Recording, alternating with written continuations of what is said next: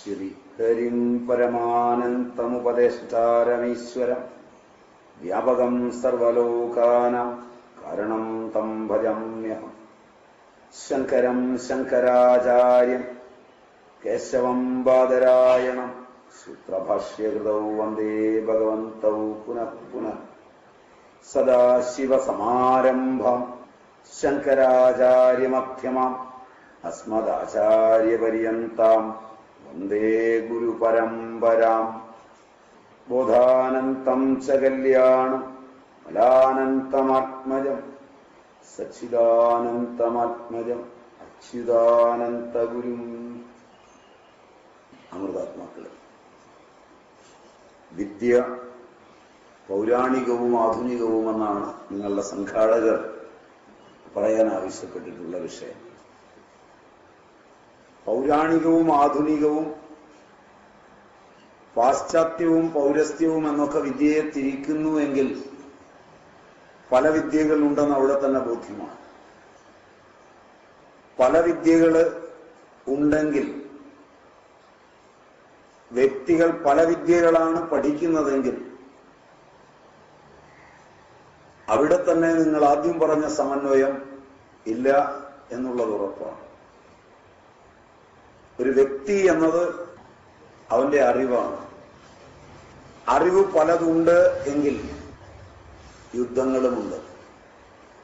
പൗരാണിക വിദ്യ എന്നൊരു വിദ്യയുണ്ടെങ്കിൽ അതിൽ നിന്ന് വ്യത്യസ്തമായ ഒരു ആധുനിക വിദ്യയുണ്ടെങ്കിൽ അത് തമ്മിലുള്ള മല്ല് ഒരു കാലത്തും അടങ്ങുകയില്ല. പാശ്ചാത്യമായൊരു വിദ്യയും പൗരസ്ത്യമായൊരു വിദ്യയും വേറിട്ടുണ്ടെങ്കിൽ ഒന്ന് മറ്റൊന്നിനോട് എന്നും മത്സരിച്ചുകൊണ്ടിരിക്കും. വിദ്യ പലതാകും എങ്കിൽ അത് വിദ്യയല്ല, അത് അവിദ്യയാണ്. വിദ്യ ഏകമാകുമെങ്കിൽ അത് വിദ്യയാണ്. ഇത് അപഗ്രഥിക്കാൻ കഴിയണമെങ്കിൽ എന്താണ് വിദ്യയെന്ന് ഒരു സങ്കല്പമുണ്ടാവും. വിദ്യയ്ക്ക് അതറിയുന്നവൻ എന്നൊരു ധ്രുവമുണ്ടെന്ന് നിങ്ങൾക്കറിയാം. വിദ്യയെ അറിയുന്നവൻ എന്തറിയുന്നുവോ ആ വിദ്യ എങ്ങനെ അറിയുന്നു എന്ന രീതി എന്ന ഏതറിവിലും അറിയുന്നവനും അറിവും അറിയപ്പെടുന്ന വസ്തുവുമെന്ന് മൂന്ന് ഗുണങ്ങളുണ്ട്. ഏതറിവും അറിയുന്നവനിൽ ചേർന്ന് കഴിഞ്ഞാൽ വേറിട്ട് പിന്നെ അറിയില്ല. അങ്ങനെ ആരെയെങ്കിലും ഏതെങ്കിലും വിദ്യ ഭൗതികമാവട്ടെ ആധ്യാത്മികമാകട്ടെ പഠിപ്പിച്ചെടുക്കാനാവില്ല. ആവശ്യം ഹേതുവായി, അജ്ഞാനം ഹേതുവായി, വാസനകൾ ഹേതുവായി,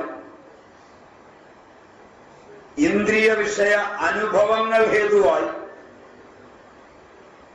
ഇന്ദ്രിയ വിഷയാനുഭവ വാസന ഉദ്ബുദ്ധത കാരണമായി,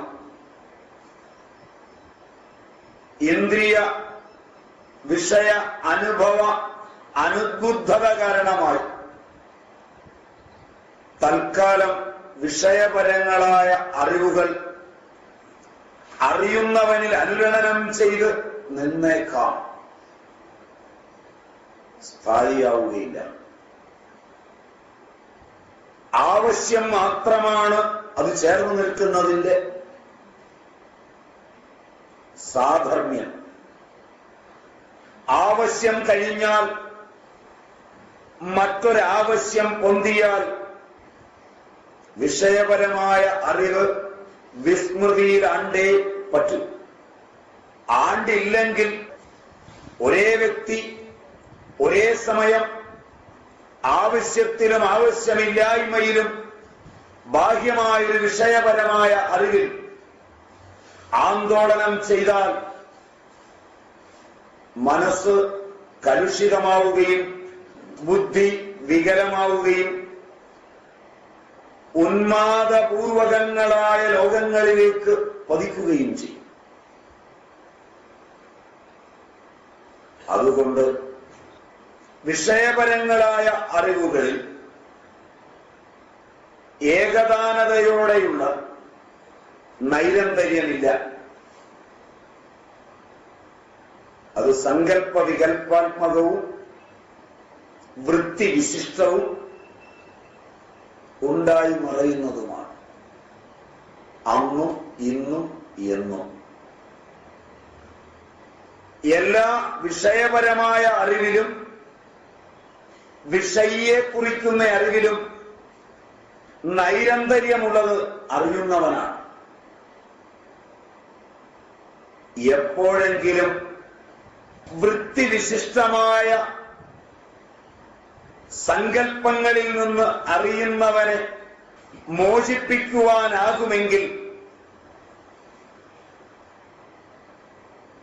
ആ മോചിപ്പിക്കുവാനാകുന്ന സങ്കല്പത്തിന് പോലും ശാശ്വതീകരണമുണ്ട്. അത് അറിവാണ്. അത് പ്രാചീനവുമല്ല, അർവാചീനവുമല്ല. അത് പാശ്ചാത്യവുമല്ല, പൗരസ്ത്യവുമല്ല. അതിനെയാണ് വിദ്യാഭ്യാസമെന്ന് വിളിക്കുന്നതെങ്കിൽ അത് ആനന്ദമാണ്, അറിവാണ്, ലയമാണ്, ശാന്തിയാണ്. അതിനനുഗുണമായാണ് വിഷയങ്ങൾ രൂപാന്തരപ്പെടുന്നതെങ്കിൽ അതിലെത്തുന്ന മാർഗരേഖയിൽ ഈ അവിദ്യയെ തൽക്കാലം പെടുത്തുകയും ചെയ്യും. അതല്ലെങ്കിൽ അത് അറിവിനെ ഹനിക്കുന്നതാണ്. പലതായി വിളങ്ങുന്ന വിഷയപരങ്ങളായ അറിവുകളെല്ലാം ഒന്ന് അറിവിൽ നിലനിൽക്കാതെ അറിവിനെ ഹനിക്കുന്നതും അഹന്തയെ ഉൽപ്പാദിപ്പിക്കുന്നതും ജീവിതം ദുസ്സഹമാക്കുന്നതും ആവാം. ആ അറിവുകളിലൂടെ അറിയുന്നവനെ സ്വാംശീകരിക്കാൻ കഴിഞ്ഞാൽ അത്തരം വിദ്യാഭ്യാസം അഹന്തയെ കുറച്ചു കൊണ്ടുവരുന്നതും അറിവിന്റെ സ്ഫുലിംഗങ്ങളെയെങ്കിലും അനുഭവിപ്പിക്കുന്നതുമായിരിക്കും. ഇതിനെ അവലംബിച്ച് മനുഷ്യൻ ചിന്തിക്കാൻ തുടങ്ങിയ കാലം മുതൽ ഇന്നുവരെ ലോകത്ത് അന്വേഷണം നടന്നിട്ടുണ്ട്. ആ അന്വേഷണത്തിന്റെ പാരമ്പര്യസിദ്ധമായ ആ അന്വേഷണത്തിന്റെ അടിസ്ഥാനത്തിലുള്ള വിദ്യയെയാണ് നിങ്ങൾ പ്രാചീനമെന്ന് വിളിച്ചതെങ്കിൽ അതിന്റെ സംജ്ഞയും പ്രചരണവും ഒന്നായി നമുക്ക് ചർച്ച ചെയ്യാം. നിങ്ങളുടെ ചുറ്റും കാണുന്ന ദൃശ്യങ്ങളെ അപഗ്രഥിച്ച് the study of the visibles in terms of the calculables, അതിനെ അവലംബിച്ച് നിങ്ങൾ പണം മുടക്കി നിങ്ങളുടെയും നിങ്ങളുടെ തലമുറകളുടെയും ജീവിതം ദുഃഖപൂർണമാക്കുന്ന വിദ്യാഭ്യാസത്തെയാണ് നിങ്ങൾ ആധുനികമെന്ന് വിളിച്ചതെങ്കിൽ അതും ചർച്ച ചെയ്യാം, എനിക്ക് വിരോധമില്ല. പക്ഷെ ഒന്ന് തീർച്ചയാണ്, ഈ രണ്ട് വിദ്യാഭ്യാസ സങ്കേതങ്ങളും ആദ്യം മുതൽ ഇന്നുവരെ ഒരുപോലെയുണ്ട്, ഇനി മുന്നോട്ടുണ്ടാവുകയും ചെയ്യും. ദേശകാല ഭേദങ്ങളൊന്നുമില്ലാതെ ഇതിലേതിന്റെയെങ്കിലും പ്രാചീനതയോ അർവാചീനതയോ പ്രത്യേകം കണക്കാക്കാൻ ഒരുങ്ങുന്നെങ്കിൽ അത് മമത കൊണ്ട് മാത്രമാണ്. ഇതിലൊന്നിനോടുള്ള ലോകരുടെ സാമീപ്യമാണ് കണക്കാക്കുന്നതെങ്കിൽ അത് ലോകത്ത് അനേക തവണ മാറി മറിഞ്ഞിട്ടുണ്ട്. ഏറിയും കുറഞ്ഞിരിക്കും. നാം അറിയുന്ന ബുദ്ധിജീവികളെയും ആളുകളെയും മാത്രമാണ് ലോകരെന്ന് വിളിക്കുന്നതെങ്കിൽ ഇന്നത്തെ ആളുകളിൽ കൂടുതൽ ആളുകൾ രണ്ടാമത് പറഞ്ഞ തരം ദൃശ്യങ്ങളെ അപഗ്രഥിച്ചറിയുന്ന വിദ്യയിൽ മാത്രം നിലകൊള്ളുന്നവരാണ് കൂടുതൽ ആളുകൾ. 3 കണ്ടീഷൻ പറഞ്ഞു, ശ്രദ്ധിച്ച് കേൾക്കണം, കേൾക്കാതിരിക്കരുത്. നാം അറിയുന്ന ബുദ്ധിജീവികളെയും പഠിച്ചവരെയും ഒക്കെ മാത്രമേ ലോകരെന്ന് ഗണിക്കുന്നുള്ളൂ എങ്കിൽ ലോക ജനസംഖ്യയുടെ 5-10% വരുന്നവർ മാത്രമാണ് ഭൗതിക വിദ്യാഭ്യാസം വേണ്ടത്ര ലഭിച്ചവർ, സാക്ഷരത 100% എത്തിയിരിക്കുന്ന ഇന്നും. അവരെ ചുറ്റിപ്പറ്റിയാണ് നിയമങ്ങളും നീതികളും ഭരണങ്ങളും സൗകര്യങ്ങളും ശാസ്ത്ര മാതൃകകളും എല്ലാം ലോകത്ത് എന്നും രൂപപ്പെട്ടു വന്നിട്ടുള്ളത്. അവർക്ക് വേണ്ടി സൃഷ്ടിക്കപ്പെട്ട കുറെ മനുഷ്യരും അവർക്ക് വേണ്ടി സൃഷ്ടിക്കപ്പെട്ട പ്രകൃതിയും മനുഷ്യനും എല്ലാം അവരുടെ ജീവിത സൗകര്യങ്ങൾക്ക് വേണ്ടി എല്ലാത്തിനെയും ഉപയോഗിക്കുവാൻ പാകത്തിനുള്ള സിദ്ധാന്തങ്ങൾ എന്ന തലത്തിലാണ് ചിന്തിക്കുന്നതെങ്കിൽ ഇന്നത്തെ കാലത്ത് ദൃശ്യങ്ങളെ അപഗ്രഥിച്ചുള്ള വിദ്യാഭ്യാസത്തിന് മുൻതൂക്കമുണ്ട്. ലോകത്തിലെ മുഴുവൻ ജനതയെയും സങ്കല്പിച്ചാണ് ചിന്തയെങ്കിൽ ദൃശ്യത്തിന് പ്രാധാന്യം ഒരു കാലത്തും ജീവിതത്തിലില്ല. കാണുന്നവന് മാത്രമേ പ്രാധാന്യമുള്ളൂ. കാണുന്നവനെ അവലംബിച്ച് മാത്രമാണ് ഭൗതിക പുരോഗതി പോലും സുസാധ്യമാകുന്നത്.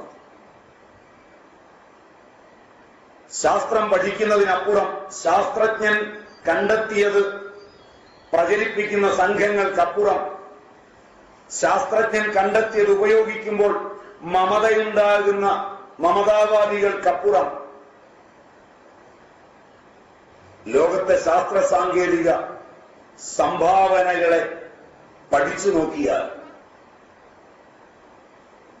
അത് ആവശ്യം ഹേതുവായി മാത്രമാണെന്നും അതിൽ ഭൗതികമായ പഠിപ്പിനും ഭൗതികമായ കണക്കുകൂട്ടലുകൾക്കും പങ്ക് തീരെ ഇല്ലെന്നും ബോധ്യമാവുകയും ചെയ്യും.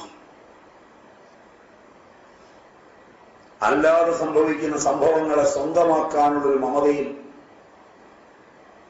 സ്വയം തെറ്റിദ്ധരിക്കപ്പെടുകയും അന്യനെ തെറ്റിദ്ധരിപ്പിക്കുകയും ചെയ്യുന്നത് മാത്രമാണ് ഈ അറിവെന്ന് അല്പനേരം സൂക്ഷിച്ചു നോക്കിയാൽ ബോധ്യമാവുകയും ചെയ്യും.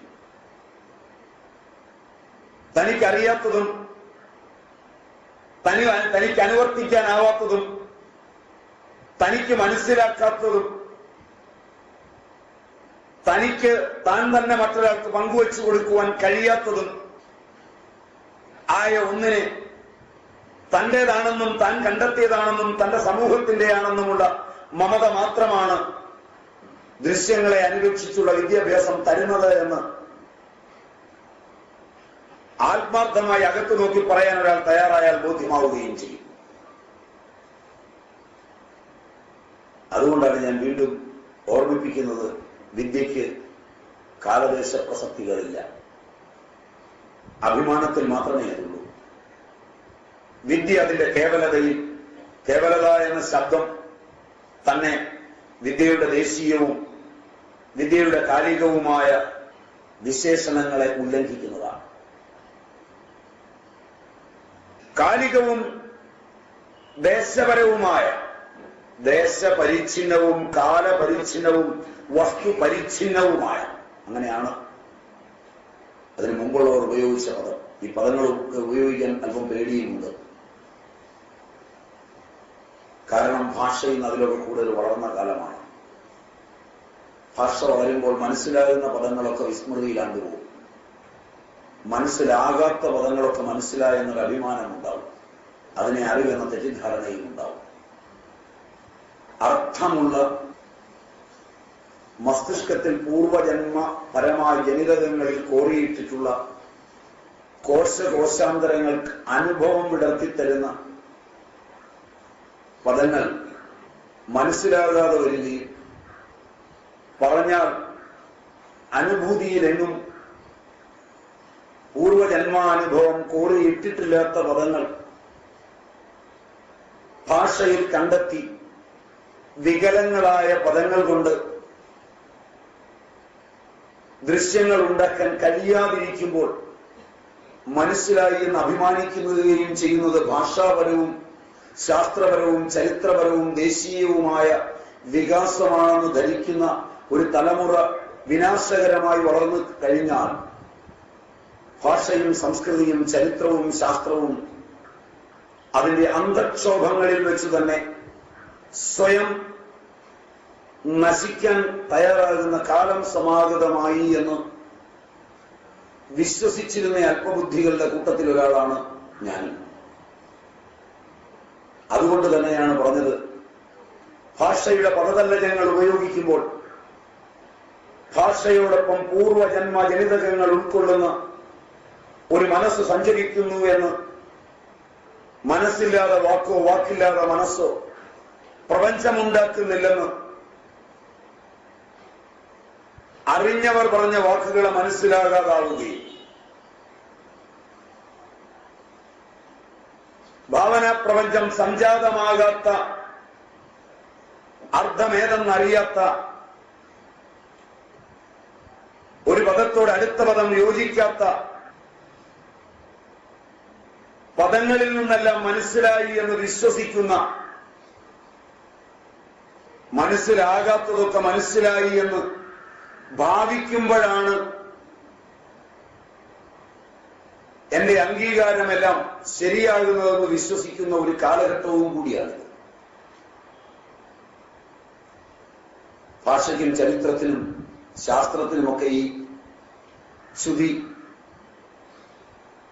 വൃത്തിയുടെയും അഹത്തിന്റെയും മുന്നേറ്റം കൊണ്ട് സംഭവിച്ചിട്ടുണ്ട്. അതുകൊണ്ട് ദേശപരിച്ഛിന്നമായും കാലപരിച്ഛിന്നമായും വസ്തുപരിച്ഛിന്നമായും കാലത്തിന്റെ മഹിമാതിരേകത്തിൽ ഞാൻ ജീവിക്കുന്ന കാലം എന്നെ ചേർത്ത് നിർത്തുന്ന കാലമായതുകൊണ്ട് അതുമാത്രം മഹത്തരമാവുകയും ഞാൻ ജീവിക്കുന്ന ദേശം എന്റെ സാന്നിധ്യം കൊണ്ട് അതും അതിന്റെ അറിവുകളും മഹത്തരമായി ഞാൻ കാണുകയും ഞാൻ ഉപയോഗിക്കുകയും ഞാൻ പറയുകയും ചെയ്യുന്ന വസ്തുക്കൾ എന്റെ ചേർച്ച കൊണ്ട് മഹത്തരമാവുകയാൽ ആ വസ്തുക്കൾ മഹത്തരമായി കാലദേശ വസ്തുക്കളിൽ പരിച്ഛിന്നമായി അറിയുമ്പോൾ കാലപരിച്ഛിന്നവും ദേശപരിച്ഛിന്നവും വസ്തുപരിച്ഛിന്നവുമായി വേറിട്ട് നിലകൊള്ളുന്ന അറിവുകളെ ഏകമെന്നോ കേവലമെന്നോ എങ്ങനെ പറയാനാവും? വ്യതിരിക്തത പുലർത്തുന്ന ഈ സമസ്യകളെ എങ്ങനെ സമന്വയിപ്പിക്കാനാവും? ആന്തരികമായ വിയോജിപ്പ് നിലനിർത്തി മനുഷ്യരായതുകൊണ്ട് നമുക്കൊന്ന് ചിരിക്കാമെന്നാണെങ്കിൽ ചിരിക്കാതിരിക്കുമ്പോൾ പരസ്പര വൈരുദ്ധ്യം സത്യസന്ധമായി തിരിച്ചറിയുന്നതുകൊണ്ട് സൂക്ഷിക്കാനെങ്കിലും കഴിയുമെന്നിരിക്കെ പരസ്പര വൈരുദ്ധ്യത്തിൽ ചിരിക്കുമ്പോൾ വാക്കും മനസ്സും വൃത്തിയും എങ്ങനെ കർമ്മമായി വരുമെന്ന് അറിയാതിരിക്കെ സമന്വയത്തിൽ വിശ്വസിച്ച് ജീവിച്ചാൽ അത് പരസ്പരം എങ്ങനെ അപകടങ്ങളിൽ എത്തിക്കുമെന്ന് ഒക്കെ ആലോചിക്കേണ്ടതാണ്. ആമുഖമാണ് ഞാൻ പറഞ്ഞത്. ഞാൻ രണ്ട് സങ്കേതങ്ങൾ പറഞ്ഞെന്നാണ് എൻ്റെ ഒരു തോന്നൽ. ഒന്ന്, അറിയുന്നവനെ കുറിച്ചുള്ള പഠനം. രണ്ട്, അറിയുന്ന വസ്തുവിനെ കുറിച്ചുള്ള പഠനം. എക്കാലത്തും ലോകത്തുള്ള പഠനം ഇതാണ്. ഏതാണ് പഠിക്കേണ്ടത്, ഏതിനാണ് പ്രാധാന്യം എന്നതിൽ ഒരുപാട് തർക്കങ്ങൾ ഉണ്ടാവാം. എനിക്ക് തർക്കമൊന്നുമില്ല. അറിയപ്പെടുന്ന വസ്തു അറിയുന്നവന്റെ ഭൗതികവും ആധ്യാത്മികവുമായ ജീവിതത്തിന്, അറിയുന്നവന്റെ മനസ്സ്, ബുദ്ധി, അഹങ്കാരം, ചിത്തം ഇവയുടെ സാൽമീകരണത്തിന് അറിയുന്നവന്റെ ഇന്ദ്രിയങ്ങളുടെ സുഖത്തിന്, അറിയുന്നവന്റെ ഉദരത്തിന്റെ പൂരണത്തിന് ഒക്കെ ആകുമ്പോൾ അറിയുന്നതിനേക്കാൾ പ്രാധാന്യമെന്നും കേവലതയിൽ അറിയുന്നവനാണ്. ഇതാണ് അതിന്റെ ഒന്നാം ഭാഗം. അറിയുന്നവനെ അറിയാതെ അറിയപ്പെടുന്നതിനെ അറിയാൻ ഓടുന്നതെല്ലാം ആവശ്യമില്ലാത്ത യാത്രയും ആയുസ് പാഴാക്കുന്ന വേഷം കെട്ടലുമാണ്. ഇങ്ങനെ ചിന്തിച്ചു ചിലർ. അവരാ വഴിക്കൊരു സങ്കേതമുണ്ടാക്കി. അത് അന്നും ഇന്നും എന്നും ലോകത്ത് കുറെ പേർ തുടരുന്നുണ്ട്. ചില സമയങ്ങളിൽ അതിന് മാധ്യമങ്ങളിൽ ഒക്കെ പ്രാധാന്യം വരും. അറിയുന്നവനെ അറിയാൻ മെനക്കെടേണ്ടതില്ല, ലോകത്തെ വസ്തുക്കളെ മുഴുവൻ അറിയണം, അങ്ങനെ ആഗ്രഹം വരും. അതിന്റെ സങ്കേതം പാരമ്പര്യപൂർവം അന്നു മുതൽ ഇന്നുവരെ തുടരുന്നുണ്ട്. ഒരു വസ്തുവിനെ, അടുത്ത വസ്തുവിനെ, അതിനടുത്ത വസ്തുവിനെ തന്റെ ഗണിതയുക്തികൾ ഉപയോഗിച്ച് തന്നെ അറിയാതെ അതിന്റെ ഭൗതിക പരിപ്രേക്ഷ്യവും അതിന്റെ രാഷ്ട്രീയ പരിപ്രേക്ഷ്യവും അതിന്റെ ജീവസന്ധാരണപരങ്ങളായ പരിപ്രേക്ഷ്യങ്ങളും പഠിച്ചറിവുള്ളവനാവുക, അതിന് പഠിച്ചവരെന്ന് അഭിമാനിക്കുന്ന ആളുകളുടെ സങ്കേതങ്ങളെ ഉപയോഗിക്കുക, അതില് വൈരുദ്ധ്യമുള്ള സങ്കേതങ്ങളെ മുഴുവൻ വൈരുദ്ധ്യപൂർവം പഠിച്ചു വയ്ക്കുക, സാഹചര്യ സംബന്ധികളായ അറിവിനനുസരിച്ച് ഓരോ സാഹചര്യത്തിലും വ്യത്യസ്തമായി ഉദ്ധരിച്ച് തന്റെ അറിവാണ് ഇത് എന്ന് വിളംബരം ചെയ്യുക. ഇതാണ് അറിവെന്ന് അന്യരെ ധരിപ്പിച്ച് ജീവിക്കുക. ഇതും ഒരു സങ്കേതമാണ്. അന്നു മുതൽ ഇന്നോളം ഈ രണ്ട് സങ്കേതങ്ങളും ഉണ്ട്. രണ്ട് സങ്കേതങ്ങളിൽ നിന്നും അനേക സങ്കേതങ്ങൾ പൊട്ടിതിരിയുന്നുമുണ്ട്. ആദ്യത്തെ സങ്കേതത്തിലൂടെ കുറച്ചുനാൾ സഞ്ചരിക്കുമ്പോൾ ലോകം ആദ്യ സങ്കേതത്തിന് പ്രാധാന്യം കൊടുത്താൽ രണ്ടാമത്തെ സങ്കേതം വലിച്ചെറിഞ്ഞ് അതേ സങ്കേത പഠനങ്ങൾ അനുസരിച്ച് തന്നെ രണ്ടാമത്തെ സങ്കേതത്തെ പഠിക്കാനെത്തുക.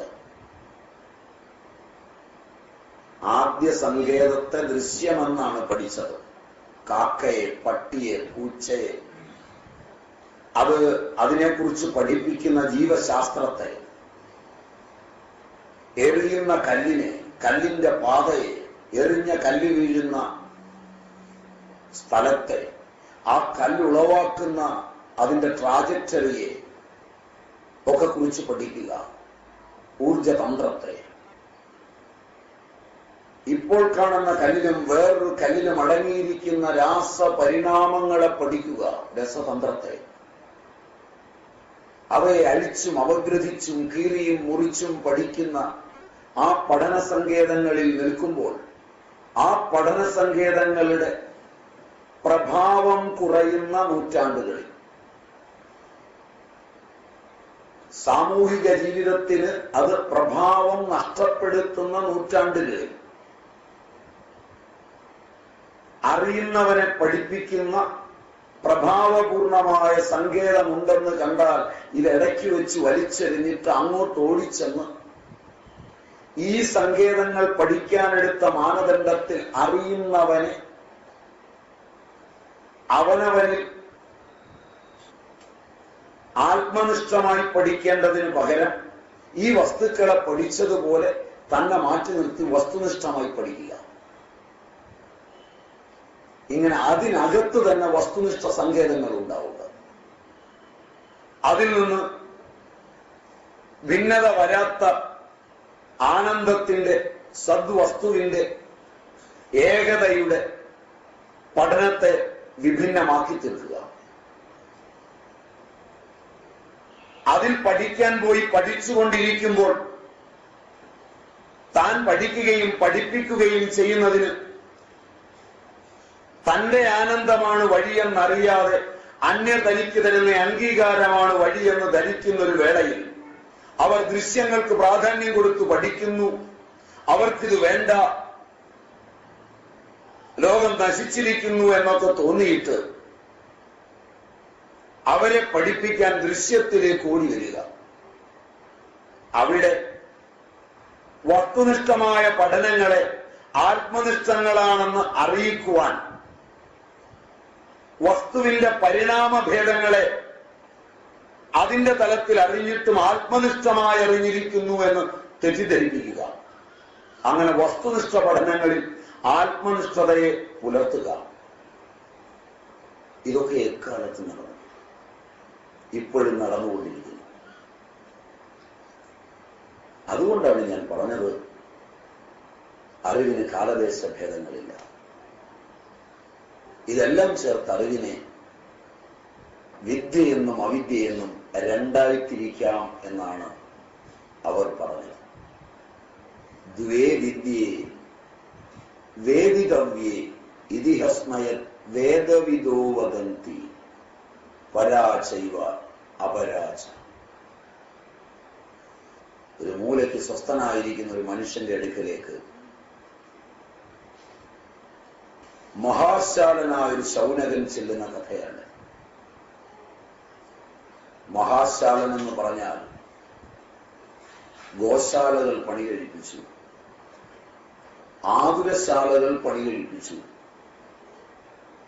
അനാഥാലയങ്ങൾ പണി കഴിപ്പിച്ചു, തണ്ണീർപ്പന്തലുകൾ ഉണ്ടാക്കി. ഇഷ്ടങ്ങളും പൂർത്തങ്ങളുമായ കർമ്മങ്ങളൊട്ട് അനേകം ചെയ്തു ആശയും പ്രതീക്ഷയും സംഗതവുമായി ജീവിച്ചു. അവയുടെ തകർച്ചയും അവയുടെ വൃദ്ധിയും നോക്കിക്കണ്ട് ഏതോ ഒരു പോരായ്മയെ അന്വേഷിച്ച് ചെല്ലുന്ന മഹാശാലനായ ശൗനകൻ ഒന്നുമില്ലാത്ത ആ മനുഷ്യന്റെ മുമ്പിലെത്തി, ഇത്രയും ഓടി നടക്കാതെ ശാന്തിയിലെത്താൻ ഒരു വിദ്യ ഉണ്ടാവില്ലേ എന്ന് ശങ്കിച്ചു. എത്ര ജന്മങ്ങളുടെ ഓർമ്മകളാണ് എന്റെ കോശത്തിനുള്ളത്. ഇന്ന് എന്റെ കോശമറിയുന്ന അറിവുകൾ പലതും ഇന്ന് ഞാൻ പഠിച്ചതല്ല. 6.5 വയസ്സുള്ള ഞാൻ, എന്റെ അച്ഛൻ മൊബൈൽ വാങ്ങിക്കുമ്പോൾ ഇലക്ട്രോണിക്സ് പഠിച്ചത് അച്ഛനാണ്, ഞാൻ പഠിച്ചിട്ടില്ല. ഇലക്ട്രോണിക്സ് പഠിച്ച അച്ഛൻ അത് ഓപ്പറേറ്റ് ചെയ്യാൻ എടുക്കുന്ന സമയത്ത് ഭയവും ശങ്കയും അതിന്റെ ബട്ടണുകളിൽ വരുമ്പോൾ ആദ്യമായത് കാണുകയും അച്ഛന്റെ കയ്യിൽ നിന്ന് മേടിച്ചു നോക്കുകയും ചെയ്യുന്ന എനിക്ക് ശങ്കയില്ലാതെ അതിന്റെ അറിവിലൂടെ കടന്നു പോകാൻ കഴിയുന്നുവെങ്കിൽ അച്ഛനെ എത്ര കൊല്ലം പഠിപ്പിച്ചിട്ടും ആ അധ്യാപകർ പഠിപ്പിച്ചത് അധ്യാപകനും അച്ഛനും പോലും മനസ്സിലാക്കാത്തത് പഠിക്കാത്ത എനിക്ക് മനസ്സിലാകുന്നുവെങ്കിൽ പഠിപ്പ് കോശാന്തരസ്ഥിതമായ ഒരു അനുഭവം മാത്രമാണ്. ഞാൻ ഒരുപാട് അതിശയോക്തികൾ പറയും. അത് കേട്ട് പെട്ടെന്ന് തലവുള്ളിൽ കണ്ട നോട്ട് ചെയ്ത് വെച്ചാൽ മതി, ഉച്ച കഴിഞ്ഞ് ചോദിച്ചാൽ അതിശയോക്തി എനിക്കൊരു രസമുള്ളതാണ്. അവയൊന്നും നിങ്ങൾക്ക് അനുഭവം ഉള്ളതായിരിക്കില്ല. അതുകൊണ്ട് വിഷമിക്കുകയൊന്നും വേണ്ട. നിങ്ങളുടെ വീട്ടിലോ കൊച്ചു കുട്ടികളുണ്ട്, അവർ മൊബൈൽ ഫോണും കമ്പ്യൂട്ടറും ഒക്കെ ഉപയോഗിക്കുമ്പോൾ അവര് കാർട്ടൂണുകളും മറ്റുള്ളതും കാണുമ്പോൾ പരിചയസമ്പന്നരായ നിങ്ങളുടെ മസ്തിഷ്കത്തിന് കാണാൻ പറ്റാത്തതൊക്കെ അവർ പഠിക്കാതെ കാണുന്നു എന്ന വിഡ്ഢിത്തമാണ് ഞാൻ പറഞ്ഞത്. അവരെ കോളേജിൽ അയക്കാതെ, അവരെ ഇലക്ട്രോണിക്സ് പഠിപ്പിക്കാതെ ഒക്കെ ചെയ്യുന്നു എന്നാണ് ഞാൻ പറഞ്ഞത്. അത് നടക്കുന്ന കാര്യമൊന്നും അല്ലെന്ന് നിങ്ങൾക്കറിയാം. അങ്ങനെയുള്ളതൊക്കെ ഞാൻ പറയും, ഗൗരവമായി എടുക്കണ്ട. അതെന്റെ ഒരു അസുഖമാണെന്ന് കൂട്ടിയാൽ മതി. കാരണം ഞാൻ അധികം സത്യം പറയാറില്ല. അത് നിങ്ങൾക്ക് ബോധ്യമാകുന്നുണ്ടെന്നാണ് എന്റെ വിശ്വാസം. 50 ലക്ഷം കൊടുത്ത് മക്കളെ പഠിപ്പിക്കാൻ വിട്ട് പഠിപ്പിച്ചാലേ പഠിക്കൂ എന്ന് പറഞ്ഞ് പുറകെ ട്യൂഷൻ മാസ്റ്ററെയും വെച്ച് സത്യത്തിന്റെ പിന്നാലെ പോകുന്ന നിങ്ങൾ ഇത് സത്യമാണെന്ന് പറഞ്ഞാൽ മറ്റേ സാധനം കൊള്ളിക്കരുതാഴികയാണെന്ന് ഞാൻ പറയുന്നത്. സോ അങ്ങനെ പറയരുത്. നിങ്ങളിൽ ഉറച്ചു നിൽക്കണം. നിങ്ങൾ ഇളകരുത്. നിങ്ങൾക്ക് മാറ്റം വരരുത്. നിങ്ങൾക്ക് മാറ്റം വന്നാൽ നിങ്ങൾ വല്ലതൊക്കെ കാണും. നിങ്ങൾ മാറാതിരുന്നാൽ ഇന്നത്തെ പോലെ ജീവിക്കാം, ദുഃഖിച്ച്, ജനിച്ച് മരിച്ച്. സോ നിങ്ങൾ മാറാൻ സമ്മതിക്കരുത്. നിങ്ങൾ അഭിമാനികളാണ്. നിങ്ങൾക്ക് ജാതിയുണ്ട്, മതമുണ്ട്, വർഗമുണ്ട്, അവിടുത്തെ അറിവുകളുണ്ട്. അതൊക്കെ നിങ്ങളുടെ അഭിമാനമാണ്. നിങ്ങൾക്ക് ദേശമുണ്ട്. ദേശത്തിന്റെ അഭിമാനങ്ങൾ വിടരുത്. കഞ്ഞി കുടിച്ചില്ലെങ്കിലും അയൽവക്കംകാരെ പാത്രം കഴുകുകയും ഒന്ന് താഴെയിടുകയും ചെയ്യണം. തേങ്ങ അരയ്ക്കാനില്ലെങ്കിലും ചിരട്ട എടുത്ത് കുട്ടി ചൊച്ച കേൾപ്പിക്കണം. അതുകൊണ്ട് എന്നോട് പെട്ടെന്ന് യോജിക്കരുത്. ഇറങ്ങിപ്പോകുമ്പോ ഒരു ശൂന്യതാബോധം ഉണ്ടാകരുത്. ഏത് മനുഷ്യനും എവിടെ ചെല്ലുമ്പോഴും അങ്ങോട്ട് പോകുമ്പോൾ അഭിമാനത്തിന്റെ കൂടെ 2 അക്ഷരവും ചേർത്തൊരു അഭിമാനവും കൊണ്ട് പോകുമ്പോഴാണ് വികാസം. 10ാം ക്ലാസ്സിൽ പഠിച്ചപ്പോൾ നിങ്ങളുടെ പേരിന് അവസാനം അക്ഷരം ഉണ്ടായിരുന്നില്ല. അടുത്തതിൽ ചെന്നപ്പോ 2 അക്ഷരം കിട്ടി, പിന്നെ 4 അക്ഷരം കിട്ടി, പിന്നെ നിങ്ങളുടെ പെരനിറയെ എഴുതി വെക്കാനുള്ള അക്ഷരം കിട്ടി. ഇനി പോകുമ്പോ അതിൽ കൂടുതൽ അക്ഷരവും കൊണ്ട് വേണം പോകാൻ. ഉള്ള അക്ഷരം ഇവിടെ ഇട്ടിട്ട് പോകരുത്. അപ്പൊ മഹാശാലനായ ശൗനകൻ ഒരുവന്റെ അടുക്കൽ പോയിരുന്നു. ഒട്ടേറെ ശാലകൾ ഉണ്ടാക്കിയവൻ, അതിൽ ഓരോന്നും ചെയ്ത് അപഗ്രഥിച്ചവൻ. ഏതോ ഒരു പോരായ്മ അയാൾ ആലോചിച്ചു, ഇനി എത്ര കാലം ഇതൊക്കെ ചെയ്യണം? ഏത് പഠനം നടത്തി ചെന്നാലും ഒരിടത്ത് ചെന്ന് റീബൗണ്ട് ചെയ്യും. അറിയപ്പെടുന്ന ഏതറിവിലൂടെ, ഊർജതന്ത്രത്തിന്റെയും രസതന്ത്രത്തിന്റെയും ജീവശാസ്ത്രത്തിന്റെയും ഭൂമിശാസ്ത്രത്തിന്റെയും ഒക്കെ മേഖലകളിലൂടെ, ചരിത്രത്തിന്റെയും എല്ലാം സാപേക്ഷ്യത്തിലൂടെ ഞാൻ സഞ്ചരിച്ചു ചെന്ന് ഏതോ ഇരുമ്പ് മതിലിൽ തട്ടി, ഇറ്റ്സ് എ സ്റ്റംപിംഗ് ബ്ലോക്ക്. തിരിച്ചടിച്ച് ഞാൻ വരുമ്പോൾ വീണ്ടും ഒന്നൊന്നു തുടങ്ങേണ്ടുന്ന എനിക്ക് ഏതെങ്കിലും ഒരു അറിവുണ്ടാവില്ലേ എല്ലാം അറിയുവാൻ പര്യാപ്തമായ? അറിവിത്ര ക്ലേശമാണെങ്കിൽ അതിന് ജനങ്ങൾ എന്തിനാ ശ്രമിക്കുന്നത്? ലോകത്തിലെ ഏറ്റവും ആനന്ദപ്രദവും ഏറ്റവും ലാഘവം തരുന്നതും അറിവല്ലേ ആയിരിക്കേണ്ടത്? അറിയും തോറും ലാഘവമല്ലേ വരേണ്ടത് എന്നൊക്കെ ഈ കിളവൻ ചിന്തിക്കാൻ തുടങ്ങി. അറിഞ്ഞതൊന്നും എന്നെ ലാഘവത്തിൽ എത്തിച്ചില്ലെങ്കിൽ, അറിയും തോറും എന്റെ അസ്വസ്ഥത കൂടിയെങ്കിൽ, അറിവെന്നിൽ ഭയം മാത്രം ഉണ്ടാക്കിയെങ്കിൽ, ഭയം ഉണ്ടാക്കാത്തതും ലാഘവം തരുന്നതും ഒന്നറിഞ്ഞാൽ എല്ലാം അറിയുന്നതുമായ ഒരറിവിന്റെ സാധ്യത എവിടെയെങ്കിലും ഉണ്ടായിരിക്കുമോ? അതിന്റെ സാധ്യതയെക്കുറിച്ചെങ്കിലും അയാൾ ചിന്തിച്ചു. അയാളാണ് ഞാൻ പറഞ്ഞ അറിവിലെ കഥാപാത്രം. പണ്ട് നടന്നതായി എഴുതി വെച്ചിരിക്കുന്നതാണ് ആരോ. അയാൾ നടന്നു എന്നൊരാളിനെ മുമ്പിൽ പോയിരുന്നു. തന്റെ അത്രയും ബുദ്ധിമുട്ടുകളൊന്നും ഇല്ലാതെ തന്നെ ഇരിക്കുന്നു. കണ്ടപ്പോ ഇയാൾക്ക് ലാഘവം ഉണ്ടെന്ന് തോന്നുന്നു. വലിഞ്ഞു മുറുകാത്ത പേശികളും ക്ഷോഭമില്ലാത്ത പ്രകൃതിയും. അയാൾ കുറെ നേരം നോക്കി നിന്ന് കാണുന്നു. ഭൗതികങ്ങളായ കാര്യങ്ങൾക്ക് വേണ്ടി പഠിക്കാൻ, അപഗ്രഥിക്കാൻ, സമ്പാദിച്ചു വെക്കാനൊക്കെ ഈ ജന്മത്തോടുമ്പോൾ അതിന് തടസ്സമായി വന്ന് നിൽക്കുന്ന എല്ലാത്തിനോടും ക്ഷോഭവും സ്തോഭവും വന്ന് തിരക്കുള്ള ജീവിതത്തിൽ അത് നേടാൻ ഇത് നേടാൻ ഓടുമ്പോൾ തന്നെ ശല്യപ്പെടുത്താൻ വരുന്നതെല്ലാം തന്റെ കോപത്തിന് പാത്രമായി തീരുമ്പോൾ യാതൊരു കോപവുമില്ലാതെ ഒന്നും ചെയ്യാനില്ലാത്തതുപോലെ ഇരിക്കുന്ന ഒരു മനുഷ്യനെ കണ്ടപ്പോൾ ഇയാൾക്കൊരു ശങ്ക തോന്നി. ഒന്നും അറിയാത്തത് കൊണ്ടിരിക്കുകയാണോ, അറിയില്ല എന്ന് അറിയുന്നത് കൊണ്ടിരിക്കുകയാണോ, അറിഞ്ഞിരിക്കുകയാണോ? പലതരത്തിലിരിക്കാമല്ലോ അല്ലേ? പലതരത്തിലുള്ളവർക്കിരിക്കാം. എല്ലാത്തിൻ്റെയും രഹസ്യം അറിഞ്ഞു കഴിഞ്ഞാൽ ചിരിച്ചിരിക്കാം. ഭാവനയിലെങ്കിലും കാണാൻ പറ്റും അതിന്നതാണ്, അങ്ങനെയാണ്. നിങ്ങള് ഒട്ടേറെ സാധനങ്ങൾ നിങ്ങളോട് ചോദിച്ചാൽ ഒട്ടേറെ സാധനങ്ങളെ കുറിച്ച്, നിങ്ങളുടെ വാഷിംഗ് മെഷീന്റെ പ്രവർത്തനത്തെ കുറിച്ച് നിങ്ങൾക്ക് നന്നായി അറിയാം. പ്രവർത്തനം വിശദീകരിച്ചു കൊടുത്തൊരു ക്ലാസ്സും വേണമെങ്കിൽ എടുക്കും.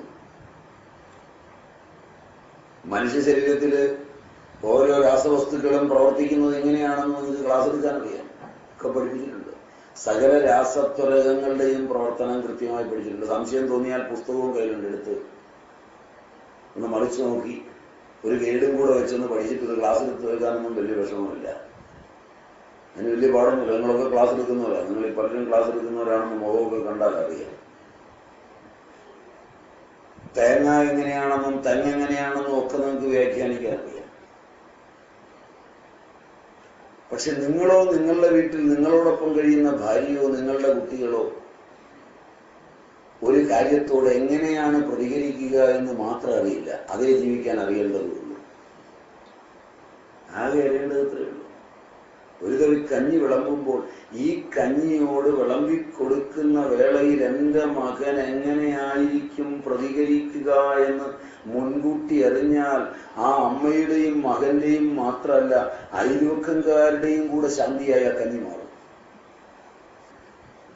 അത് മാത്രമല്ല, എന്തെല്ലാം കാര്യങ്ങളറിയാം. ലോകത്തെ നന്നാക്കാൻ അറിയാം, വിമൻസിന്റെ സ്ത്രീകളുടെ സ്വാതന്ത്ര്യത്തിന് ശബ്ദിക്കാനറിയാം, സംഘടനകൾ ഉണ്ടാക്കാനറിയാം, പണം പിരിക്കാനറിയാം, അത്യാവശ്യം ഒരു മീറ്റിംഗ് കൂട്ടാനറിയാം, മീറ്റിംഗ് തകർക്കാനറിയാം,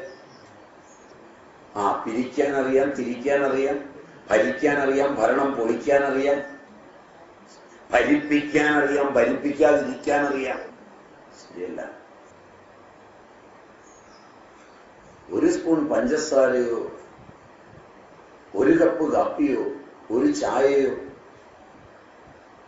അതൊക്കെ എങ്ങനെ ഉണ്ടാക്കാമെന്ന് വരെ അറിയുന്ന നിങ്ങൾക്ക് അതെടുത്തു വയ്ക്കുമ്പോൾ അതിനോട് തൻ്റെ സഹപ്രവർത്തകൻ, തൻ്റെ സഹപ്രവർത്തക, തൻ്റെ മകൻ, തൻ്റെ അച്ഛൻ, തൻ്റെ അമ്മ, താൻ എങ്ങനെയാണ് അടുത്ത നിമിഷം പ്രതികരിക്കാൻ പോകുന്നതെന്ന് മാത്രമേ ആകെ അറിയേണ്ടതുള്ളൂ.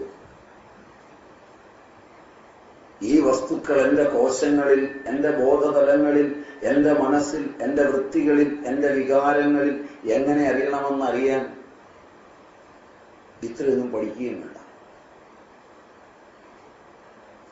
ചുരുങ്ങിയത് 25 കൊല്ലമെങ്കിലും ഒരാൾ പഠിക്കുന്നുണ്ടെന്നാണ് എൻ്റെ ധാരണ. ഇപ്പോൾ പ്രായമായവരല്ല. പണ്ട് കാലത്തൊരു 5 വയസ്സിലോ 6 വയസ്സിലോ ആണ് പഠനം എന്ന പഠിപ്പില്ലായ്മ തുടങ്ങുന്നത്. അപ്പോഴേക്ക് അവൻ ശരിക്ക് പഠിച്ചു കഴിയും.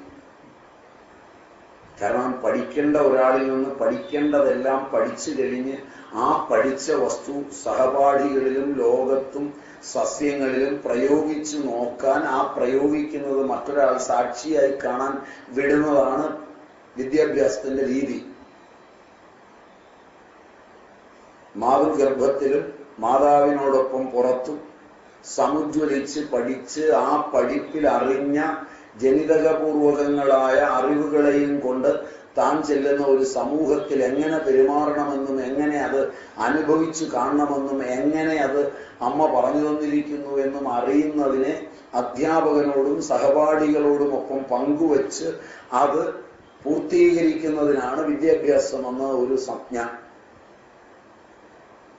ഇന്ന് അതിന് പകരം നിങ്ങളെ കൊണ്ടുപോയി ജനിച്ചു വീണാൽ മറ്റൊരാള് നോക്കാനും എടുക്കാനുമായി വിടുമ്പോൾ ജനിതകത്തിൽ നിന്ന് ജനിതകത്തിലേക്ക് കൈമാറുന്നതായ അറിവുകളില്ലാതെ അന്തക്ഷോഭങ്ങൾ ഉണ്ടാകുമാറുള്ള സ്പർശം കൊണ്ട്, ശബ്ദം കൊണ്ട്, രൂപം കൊണ്ട്, രസം കൊണ്ട് അങ്കിതമായ തന്നെ വേണ്ടാത്ത, തന്നെ നോക്കേണ്ടത് ഒരു തൊഴിലായിത്തീർന്ന ഒരായയുടെ കൈകളിൽ നിന്ന് സദാ തന്നെ ഇളക്കി മറിക്കുന്ന അനുഭവങ്ങൾ വിഷയങ്ങളും ഇന്ദ്രിയങ്ങളുമായി ചേർത്ത് വെച്ച് ഉൾക്കൊണ്ട് ആ ഉൾക്കൊണ്ട വിപരീതങ്ങളായ അറിവുകളുമായി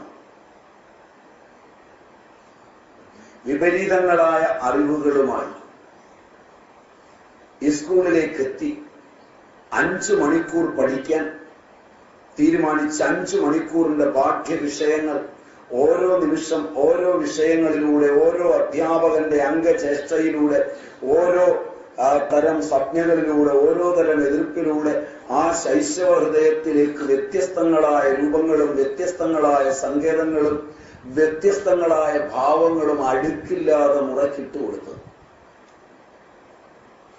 5 മണിക്കൂർ അവൻ പഠിച്ചു എന്ന് തോന്നുമാറ് അവന്റെ 3 വയസ്സു മുതൽ ഏതാണ്ട് 25 വയസ്സുവരെ 23 വയസ്സുവരെ വരുന്ന 20 സംവത്സരങ്ങൾ, കൂടുതൽ പഠനങ്ങൾ വേണമെങ്കിൽ പിന്നീട് 4 സംവത്സരവും കൂടെ ചേർന്ന് 24 സംവത്സരങ്ങൾ ആയുസ്സിൽ ആനന്ദം അനുഭവിക്കാവുന്ന, വിഷയാനന്ദമായാലും ആത്മാനന്ദമായാലും ആവോളം നുകരാവുന്ന നല്ല കാലങ്ങൾ അത്രയും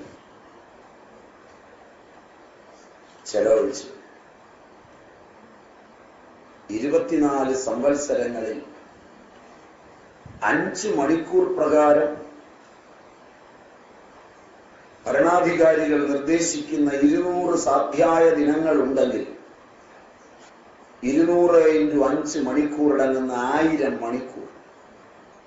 1000 മണിക്കൂർ പ്രകാരം 24 വർഷമുണ്ടെങ്കിൽ ഇൻറ്റു 24 ഡിവൈഡഡ് ബൈ അതിനെ വീണ്ടും ദിവസമാക്കാൻ ഒരു 24 കൊണ്ട് ഹരിച്ചാൽ 1000 ദിനങ്ങൾ. ആകെ 3.5 വർഷത്തെ സാധനത്തിന് അവന്റെ 24 വർഷത്തിന്റെ ആയുസ് കളയുന്ന തന്തയോടും തള്ളയോടും ഭരണാധികാരിയോടും വിദ്യാഭ്യാസത്തോടും അവനുള്ള പക തീർക്കാൻ ഈ പ്രപഞ്ചം തകർത്ത് അവനെയും തകർത്ത് ജീവിക്കുന്ന ജീവിതമാണ് നിങ്ങളുടെ വിദ്യാഭ്യാസ കാലമെന്ന് മിതമായൊരു നിർവചനം നൽകിയാൽ അത് കളയാൻ ഉപയോഗിച്ച മാനദണ്ഡങ്ങളിൽ നിന്നാണ് അധ്യാപകരും അതിനോട് അനുബന്ധങ്ങളായ സ്ഥാപനങ്ങളും അതിൽ നിന്നുണ്ടാകുന്ന രോഗങ്ങളെ പരിപാലിക്കാനുള്ള വിശഗ്വരന്മാരും അതിനെ അവലംബിച്ചു വരുന്ന മറ്റുദ്യോഗങ്ങളും എല്ലാം നിലനിൽക്കുന്നത് ഈ വഞ്ചനയിൽ നിന്ന് മാത്രമാണെങ്കിൽ വഞ്ചിതമായ ഒരു ലോകത്തെ അറിവിലേക്ക് കൊണ്ടുപോകുന്നു എന്ന് അഭിമാനിക്കുന്ന ഈ സമ്പ്രദായം എത്ര അപകടകരമാണ്. തിരിഞ്ഞു നിന്നൊന്ന് അപഗ്രഹിച്ചാൽ എനിക്ക് പറ്റിയ ഈ അബദ്ധം ലോകത്തൊരാൾക്കും പറ്റരുതേ എന്ന് പ്രാർത്ഥിക്കുന്നതിന് പകരം എനിക്ക് പറ്റിയതാണ്, നിനക്കും പറ്റിക്കണ്ട് സന്തോഷിക്കണമെന്നതിൻ്റെ ഒരു തുടർച്ച. ആവശ്യമുണ്ടെങ്കിൽ ഇതെല്ലാം അല്പനിമിഷം കൊണ്ട് അറിയുമെന്ന് ആർക്കാണ് അറിയാത്തത്?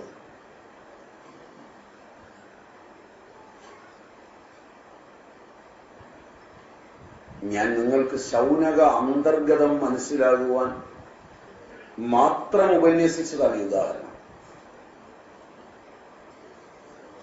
ഈ ഇതിവൃത്തത്തിലൂടെ ഇതിഹാസത്തിലൂടെ സഞ്ചരിക്കുമ്പോൾ ഈ ആയുസ്സും ധനവും മുഴുവൻ ചെലവഴിച്ചിട്ട് നേടുന്ന ഒരു അസ്വസ്ഥതയുടെ ലോകത്ത് ഏതൊരു ശൗനകനും ആഗ്രഹിച്ചു പോവില്ലേ സമയം ഇതുപോലെ ചെലവഴിക്കാതെ ഏതോ ഒന്നറിഞ്ഞെല്ലാം അറിയാവുന്ന ഒരു സൂത്രവാക്യത്തെ തേടാൻ? കസ്മിൻ ഭഗവോ വിജ്ഞാതേ സർവമിതം വിജ്ഞാതം ഭവതീതി. ശൗനകൻ ആ മനുഷ്യന്റെ മുമ്പിൽ ചെന്ന് ചോദിച്ചെത്രയാ? കസ്മിൻ ഭഗവോ വിജ്ഞാതേ സർവമിതം വിജ്ഞാതം ഭവതി. അന്ന് നിലനിന്ന ഒരു ഭാഷയും അത്രയാ ഭാഷയ്ക്ക് സ്ഥാനം കൊടുത്താൽ മതി. ഇന്ന് ആ ഭാഷയല്ല നിലനിൽക്കുന്നത്. അതുകൊണ്ട് അതിൻ്റെ ഒരു ഭാഷാന്തരീകരണം കൊണ്ട് മനസ്സിലാക്കാൻ ശ്രമിച്ചാൽ മതി. ഭാഷ അറിഞ്ഞില്ലെന്നോർത്ത് വേദനിക്കുകയും വേണ്ട. ഇതിനൊന്നും ഭാഷ അറിയേണ്ട കാര്യമില്ല. കാരണം നിങ്ങൾ ആരും രാജ്യം വിട്ട് വെളിയിൽ പോയി ജീവിക്കുന്ന അവിടുത്തെ ഭാഷ അറിഞ്ഞിട്ടൊന്നുമല്ല. ഇവിടെ ആരെങ്കിലും അവിടുത്തെ ഭാഷ നിങ്ങളെ പഠിപ്പിച്ചാൽ ആ പഠിച്ച ഭാഷ മറന്നാൽ മാത്രമേ അവിടുന്ന് വെള്ളം കിട്ടുള്ളൂ. കാരണം അവിടെ ചെല്ലുമ്പോഴാണ് മനസ്സിലാക്കുന്നത് ഇവിടെ പഠിപ്പിച്ചത് അതുമായി ബന്ധമില്ലാത്തതാണ്. ഇവിടെ നിന്നുള്ള ഹിന്ദിയൊക്കെ പഠിച്ച് ബീഹാറിലും ഉത്തർപ്രദേശിലും ഒക്കെ ചെന്ന് വെള്ളം ചോദിച്ചാൽ ചിലപ്പോൾ തല്ല കിട്ടുക, വെള്ളം കിട്ടുകയല്ല.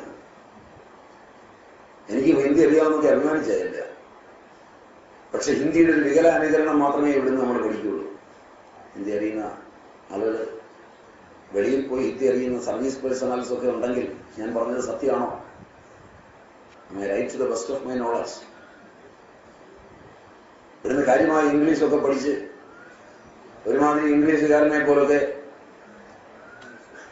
അഭിനയിച്ച് പുറത്തു ചെയ്ത് കഴിയുമ്പോഴത്തേക്ക് ബബ്ബ വെക്കുന്നതാണ്. ഇവിടെയുള്ളവരോട്, അച്ഛനോടും അമ്മയോടും ഒക്കെ അവർക്ക് ഇംഗ്ലീഷ് അറിയാൻ മേലാത്തത് കൊണ്ട് രണ്ടെണ്ണം കാച്ചി അവരും ചിലപ്പോൾ നിങ്ങളോടുള്ള മമത കൊണ്ട് അയൽവക്കത്തെ തോമാച്ചന്റെ മകള് ഫോറിനിലാണ് എന്നിരിക്കെ അവളിപ്പോ അവധിക്ക് വന്നപ്പോൾ തോമാച്ചൻ വർത്തമാനം കേട്ട് പറയുന്നത് കേട്ട് രാമൻ നായർ, തോമാച്ച ഇപ്പൊ മകളെങ്ങനെയുണ്ട്, അവള് പ്രഗ്നന്റ് ആയിട്ടിരിക്കുകയാണ്. അപ്പം രാമൻ നായർ ഉടനെ ഒരു വാക്ക് പിടിച്ചു, പ്രഗ്നന്റ്, ഫോറിനിലാണ്. പിന്നീട് രാമൻ നായരുടെ മകൻ ഫോറിനിൽ പോകുമ്പോൾ വേറൊരാളോട് പറയുമ്പോൾ അവനിപ്പോ പ്രഗ്നന്റ് ആയിട്ടിരിക്കുകയാണെന്ന് പറയുന്നത്. അമ്മാതിരി ഇംഗ്ലീഷൊക്കെയാണ് തോന്നുന്നു, കടന്നുപോയോ? പക്ഷെ ഇതൊന്നും അറിയാത്തവൻ ചെന്നാൽ അവൻ വെള്ളം കുടിക്കും. കുറച്ചു കഴിഞ്ഞാൽ അവൻ അവിടുത്തെ ഭാഷ ഭംഗിയായി പഠിക്കും. ഒരുമാതിരി ഹിന്ദി പഠിച്ചിട്ട് വടക്കേ ഇന്ത്യയിൽ പോയവൻ അവിടുത്തെ ഹിന്ദി പഠിക്കാൻ കുറെ കൊല്ലം എടുത്തു. പഠിക്കാത്തവൻ അവിടെ ചെന്നാൽ 4 മാസം കൊണ്ട് അവിടുത്തെ ഭാഷ മാറി. കാരണം അവന് ആവശ്യമുണ്ട്. മറ്റവന് ആവശ്യം വന്നാലും അഹങ്കാരമുണ്ട്. അപ്പോ ആവശ്യമാണ് പഠനമെങ്കിൽ ആവശ്യമില്ലായ്മയിൽ പഠിക്കാനായി വർഷങ്ങൾ കളയുന്നത് വ്യക്തിത്വത്തെ നശിപ്പിക്കാനും അറിയാത്തതിൽ അഹന്തയുണ്ടാവാനും അറിയേണ്ടതിനെ അറിയാതിരിക്കുവാനും അറിയുന്നവനെ അജ്ഞാനത്തിലേക്ക് തള്ളുവാനും മാത്രമേ സഹായിക്കുകയുള്ളൂ എന്ന് സ്വന്തം അനുഭവത്തിൽ നിന്ന് സങ്കല്പിച്ചൊരു ശൗനകൻ. ശൗനക മനസ്സിന്റെ വ്യാപ്തി പറയാനാണ് ഞാൻ ഈ ഉദാഹരണമൊക്കെ പറയുന്നത്. MA ഹിന്ദിയും കഴിഞ്ഞ് അതിലൊരു MPhilലും എടുത്ത് അല്ലെങ്കിൽ ഒരു PhDയും എടുത്ത് ബാങ്കിൽ ഒരു ജോലിയും ഒക്കെ സമ്പാദിച്ച് ബാങ്കിൽ വരുന്നവരെയൊക്കെ ഹിന്ദി പഠിപ്പിക്കണമെന്ന് തീരുമാനിക്കാൻ കേന്ദ്ര ഗവൺമെന്റ് രാഷ്ട്രഭാഷയെ വളർത്താൻ ഹിന്ദിക്കാരനായി ഇവനെ നിയമിച്ച് അവിടെ വരുന്നവർക്കാർക്കും ഹിന്ദി വേണ്ടെങ്കിലും ജോലി ഇതായിപ്പോയതുകൊണ്ട് ബാക്കി ക്ലറിക്കൽ പണിയൊക്കെ അറിയില്ലെങ്കിലും സഹായിയായി ചെയ്തു കൊടുത്ത് അതിനിടയിൽ ഹിന്ദി അറിയാവുന്നവനായതുകൊണ്ട് വടക്കേ ഇന്ത്യയിലേക്ക് ഒരു സ്ഥലം മാറ്റം കിട്ടിയാൽ അവിടുത്തെ ജനങ്ങൾ പറയുന്ന ഹിന്ദിക്ക് മുമ്പിൽ അസ്തപ്രജ്ഞനായി നിൽക്കുമ്പോഴും അത് പഠിച്ചെടുക്കാൻ വിഷമിച്ചിരിക്കുന്ന അവന്റെ അഭിമാനം വ്രണപ്പെടുന്ന ഒരു രംഗം ഹിന്ദി ഒന്നും അറിയാതെ ഇവിടുന്ന് പോയി അവിടെയുള്ള ഏതോ മാനേജറുടെ ഔദാര്യം കൊണ്ട് അവിടുത്തെ ഒരു പിയൂണായി ജോലി കിട്ടിയ 8ാം ക്ലാസ്സുകാരൻ, അതുവരെ ഹിന്ദിയുടെ ക്ലാസ്സിൽ പോലും കയറിയിട്ടില്ലാത്തവൻ, ആ നാട്ടുകാരോടൊപ്പം ഹിന്ദിയും പറഞ്ഞു പോകുമ്പോൾ താൻ വാ തുറന്നാൽ തന്റെ കള്ളി പുറത്താകുമെന്നോർത്ത് അധികം പറയാതെ നിശബ്ദനായി നടക്കുമ്പോൾ, കൂട്ടുകാരില്ലാതാകുമ്പോൾ വല്ല വിധേനയും ഒരു സ്ഥലം മാറ്റം മേടിച്ച് നാട്ടിലേക്ക് പോയി ഒരിറ്റ് കഞ്ഞിവെള്ളം കുടിച്ചാൽ മതി, അതിതറിയാത്ത കൊണ്ടല്ല നാടിനോടുള്ള മമത കൊണ്ടാണെന്ന് അഭിമാനിക്കുമ്പോൾ, ഞാൻ പറഞ്ഞില്ലേ, ഞാൻ ഒരുപാട് അതിശയോക്തി പറയും. അതിശയോക്തി പറച്ചിലിന്റെ ഒരു രാജാവാണ് ഞാൻ. അവരതുകൊണ്ടായി നിർമ്മലാനന്ദഗിരി മഹാരാജൻ എന്നൊക്കെ എഴുതി. സത്യം ഞാൻ വളരെ അപൂർവമായേ പറയുള്ളൂ. അതിനിടയിൽ വളരെ കുറച്ചേ കാണുള്ളൂ. അത് നിങ്ങൾ ശ്രദ്ധിച്ചിരുന്നാലേ കിട്ടുന്നു. അതുകൊണ്ടാണല്ലോ ഇങ്ങനെ പറയുന്നത്. അതുകൊണ്ട് മനുഷ്യൻ പഠിക്കാൻ ഇത്രയും കാലം ചെലവഴിച്ച് അല്പമാത്രമായത് ആവശ്യത്തിൽ അവതീർണമാകുമെന്നറിയാതെ, അറിയേണ്ടവനെ അറിഞ്ഞാൽ അറിവിന്റെ ആവശ്യവും അറിവിന്റെ സാധ്യതയും അറിവിന്റെ സാമഗ്രിയും അറിവിന്റെ സാമർഥ്യവും അവിചാരിതമായി ആഗമിക്കുമെന്ന്. സങ്കേതങ്ങൾ മാറിപ്പോകരുത്. അറിവിന്റെ ആവശ്യം, അതിന്റെ സാധ്യത, അതിന്റെ സാമഗ്രി, അതിന്റെ സാമർഥ്യം ഇവ നാലും അറിയുന്നവനിൽ മാത്രമേയുള്ളൂ, അറിയപ്പെടുന്നതിലില്ലെന്ന്. എന്റെ നാട്ടിൽ നിന്ന് സിവിൽ എഞ്ചിനീയറിംഗും ആർക്കിടെക്ചറും പഠിച്ചിട്ട് പാസ്സായി വരുന്നവൻ ചെയ്യുന്ന പണിയേക്കാൾ മനോഹരമായി എന്റെ നാട്ടിലെ അത് പഠിക്കാത്ത പഴയ ആളുകൾ കെട്ടിപ്പൊക്കിയ കൊട്ടാരങ്ങളും ക്ഷേത്രങ്ങളും കൂത്തമ്പലങ്ങളും നിലകൊള്ളുമ്പോൾ, എന്റെ നാട്ടിലെ സിവിൽ എഞ്ചിനീയറും ആർക്കിടെക്ചറിൽ ഉന്നത വിദ്യാഭ്യാസമുള്ളവനുമെല്ലാം വീട് പണിയുമ്പോൾ അതിന്റെ കല്ല് വയ്ക്കാനും കെട്ടാനും പൂർത്തീകരിക്കാനും അവൻ അറിവില്ലാത്തവനെ മാത്രം ഉപയോഗിക്കുമ്പോൾ അവന്റെ പണിയുടെ ഫലമായി ഉണ്ടാകുന്നത് ആദ്യം വരച്ച അളവും പൊങ്ങിയിരിക്കുന്ന അളവും എടുത്തു നോക്കിയാൽ അതിൽ വ്യത്യാസം വരുമ്പോഴും വാക്കുകൊണ്ട് അവൻ അതുതന്നെയാണെന്ന് സമർത്ഥിച്ച് പൈസ വാങ്ങി കടന്നു പോകുമ്പോൾ, അവന്റെ അതേ വിദ്യ പഠിച്ച മുനിസിപ്പാലിറ്റിയിലെ എഞ്ചിനീയർ വന്ന് അളക്കുമ്പോൾ ഇവനോടുള്ള ബന്ധം കൊണ്ടും ആ പഠിപ്പിനോടുള്ള ബന്ധം കൊണ്ടും അത് തന്നെയാണ് ഇതെന്ന് സർട്ടിഫിക്കറ്റ് കൊടുക്കുമ്പോൾ, ഇവനില്ലാതെ മറ്റവൻ തന്നെ പണിതാൽ കൃത്യമായിരുന്നാലും അളവ് തെറ്റി എന്ന് പറയുമ്പോൾ, എന്റെ നാട്ടിലെ പോസ്റ്റിൽ ഇലക്ട്രിക്കൽ എഞ്ചിനീയർ കയറിയാൽ വാവലടിച്ച് വീഴുന്നത് പോലെ വീഴുമ്പോൾ അറിവില്ലാത്ത മത്തായി കോൺട്രാക്ടറായി ചാടിക്കേറി ലിങ്ക് ഓഫ് ചെയ്ത് ഇറങ്ങി വരുമ്പോൾ,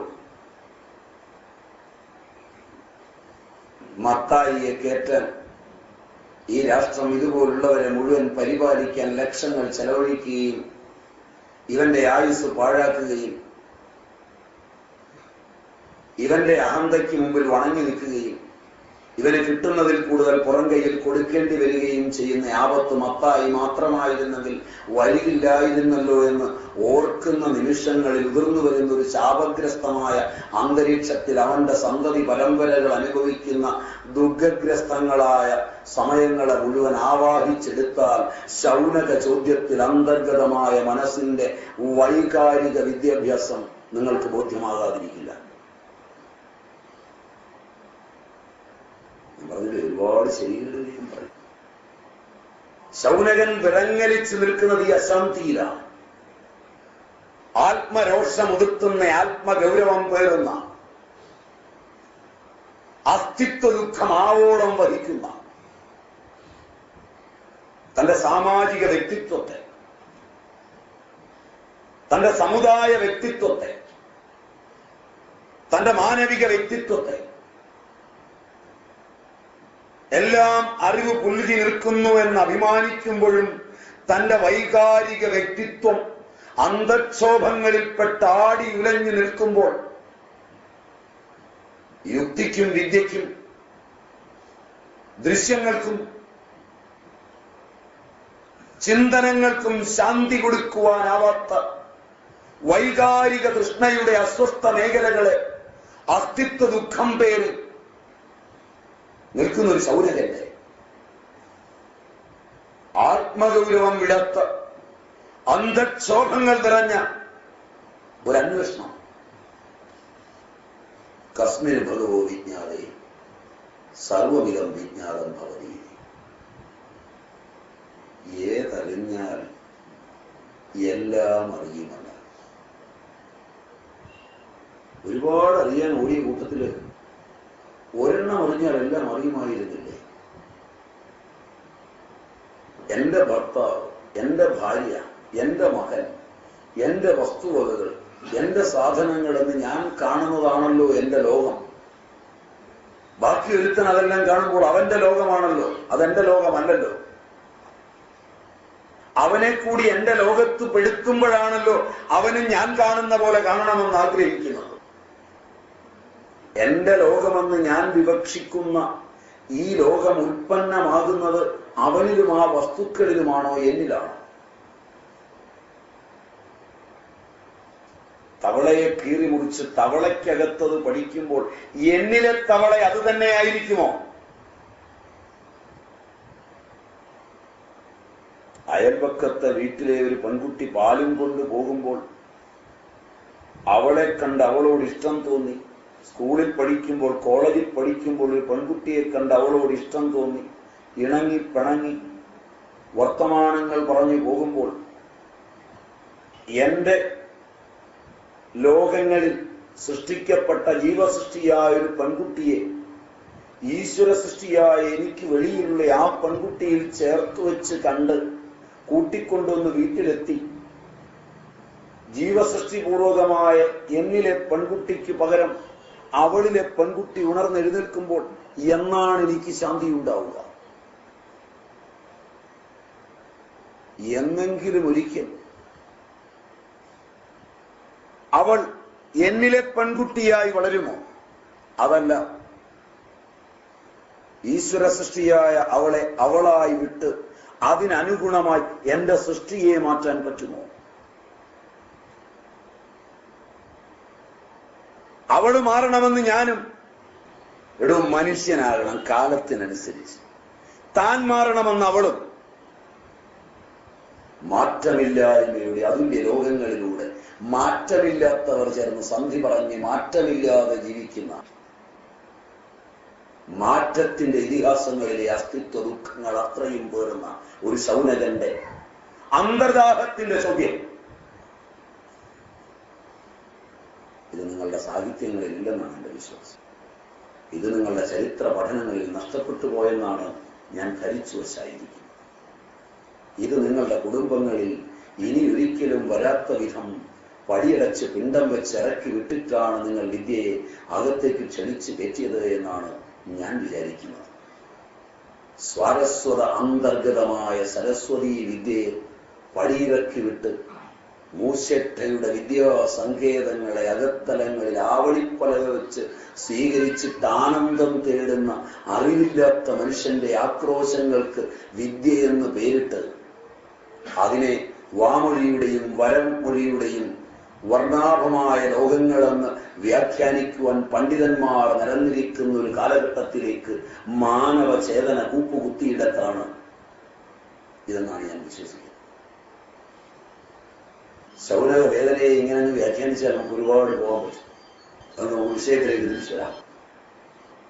ഈ വേദനകളൊക്കെ ഏറിയും കൂടിയും ഒക്കെ ശൗനകനോടൊപ്പം കാലം ഇത്രയും കഴിഞ്ഞെങ്കിലും നിങ്ങൾക്കും ഉണ്ടാകാതിരിക്കാൻ ഇടയില്ലെന്നാണ് എന്റെ വിശ്വാസം. അതെന്റെ വിശ്വാസമാണെന്ന് ധരിച്ചാൽ മതി. നിങ്ങളെക്കുറിച്ച് ഞാൻ കണ്ടെത്തിയതൊന്നുമല്ല. നിങ്ങൾക്കല്ലേ നിങ്ങളെ അറിയും. എന്റെ ഒരു ധാരണയായി, അബദ്ധ ധാരണയായി തൽക്കാലം കൂട്ടിയാൽ മതി. കാണുന്ന ദൃശ്യങ്ങളിലെല്ലാം തന്നെ കടത്തിവിട്ട് ആ ദൃശ്യങ്ങളെ താൻ സങ്കല്പിക്കുന്നത് പോലെ മാറ്റിമറിക്കാൻ ശ്രമിക്കുമ്പോൾ ജീവസൃഷ്ടിയും ഈശ്വര സൃഷ്ടിയും തമ്മിലുള്ള അന്തക്ഷോഭങ്ങളും അന്തസംഘർഷങ്ങളും കൊണ്ട് ശബ്ദായമാനവും യുദ്ധഭരിതവുമായ ഒരു അന്തരീക്ഷത്തിൽ ഈ വൈചിത്ര്യങ്ങളിൽ ഏറ്റുമുട്ടുന്ന മാനവൻ ശൗനക അന്തർഗതങ്ങളിൽ ഈ ചോദ്യം ചോദിച്ചു പോകും. കസ്മിന് ഭഗവോ വിജ്ഞാതി സർവമിതം വിജ്ഞാതം ഭവനീതി. ഉത്തരം വളരെ ലളിതകോമളമായാണ് മറുപക്ഷത്തിരിക്കുന്ന അയാൾ പറഞ്ഞത്. വളരെ ലളിതമാണ്. ദ്വേ വിദ്യേ വേദിതവ്യേ ഇതിഹസ്മയ വേദവിദോ വദന്തി പരാചൈവ അപരാച. ഒരു ക്ഷോഭമില്ലാതെ ചോദ്യത്തിനല്ല ഉത്തരം. ചോദ്യം ഏതറിഞ്ഞാലല്ല അറിയുമെന്നാണ്. ഞാൻ ഉത്തരം പറഞ്ഞില്ല.